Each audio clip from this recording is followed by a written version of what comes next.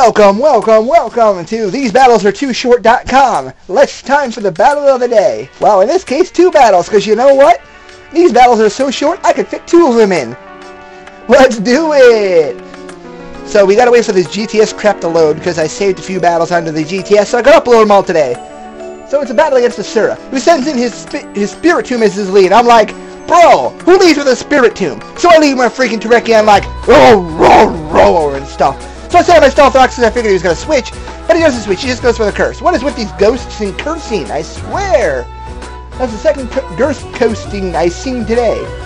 So he does go for the curse and does a little damage to Terekian, but I just say, fuck you, go for the Stone Edge and finish it off. Because you know what? Jolly Life Orb Terekian would have killed that regardless of a crit.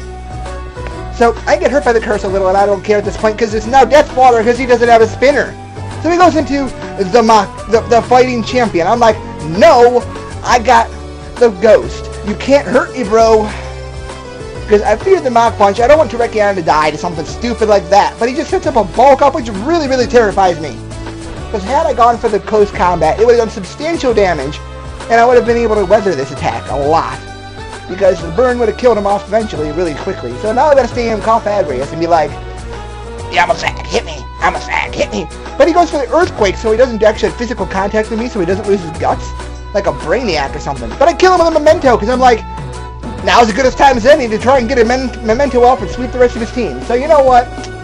I'm gonna do that. I'm gonna go into Golden Dream on his Porygon 2. I'm like, I don't fear Thunder Wave. I'm going for the Swords Dance.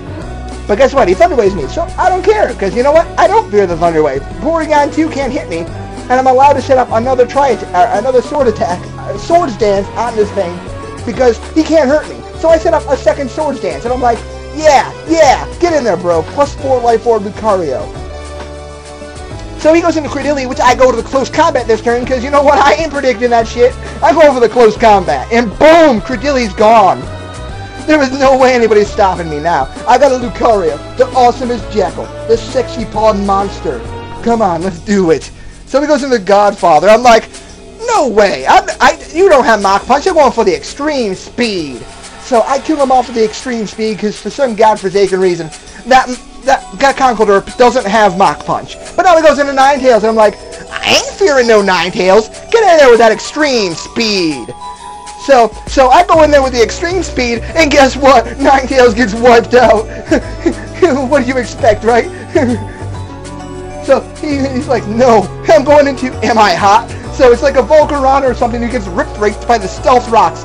But since he's got the Perilous, and I don't have to fear the burn, so get in there and give it the extreme speed. I get the useless crit, and Volcarona goes down. Yeah, get in there.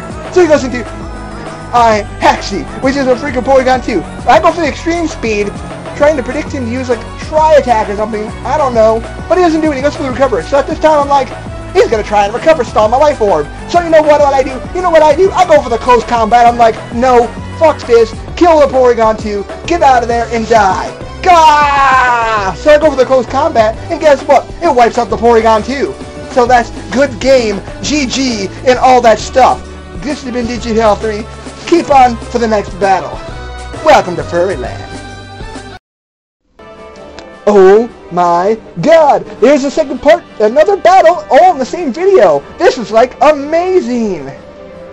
I mean, when have you ever seen me put 2 battles in one video? These things are so short because I am not using stall teams anymore. I'm going offensive like crazy. So he leaves a Sableye. I leave with Hippowdon. I'm going to get the sand up because I'm like, I want my sand. And then I'm going to return Mr. Chuck Norris and send in Sir Crackle to predict a Will-O-Wisp. But he goes for the Taunt, which is even better. So I'm like, yeah, Sir Crackle's going to easily OHKO your crap. Go, and he Will-O-Wisp me. So I'm like, yeah, whatever. I got the Earth Power, so it's okay. Earth Power does absolutely critical damage, but it doesn't kill it because he has actually special investment. See, Sableyes without special investment do get one shot, obviously. So it goes into Shaman, but I predict that shit. I go for HP Ice. Boom! What are you doing, Shaman? You can't get in there with that shit. But it doesn't do nearly as much as I hoped. The Shaman obviously has full special investment, or else that would have never happened. So knowing he has full special investment, I'm like, I need Calm Minds. So I set up a Calm Mind knowing this attack isn't going to do much to me, and I can survive a Seed Flare at this range. This goes for the Leaf Seed. So I'm like, I might still be able to OHKO with a Focus Blast. I'm going to try it, because it does have a base 180 with my Sheer Force boosted power, which is more than HP Ice would, because HP Ice only has 140. So the 180 might be able to OHKO, but you know what, I miss. So it's like, fuck you, Shaman, fuck you up the ass. And you know what, I would. Just because it's cute and fuckable. But there we go, Shaman kills Sir Crackle like it was easy.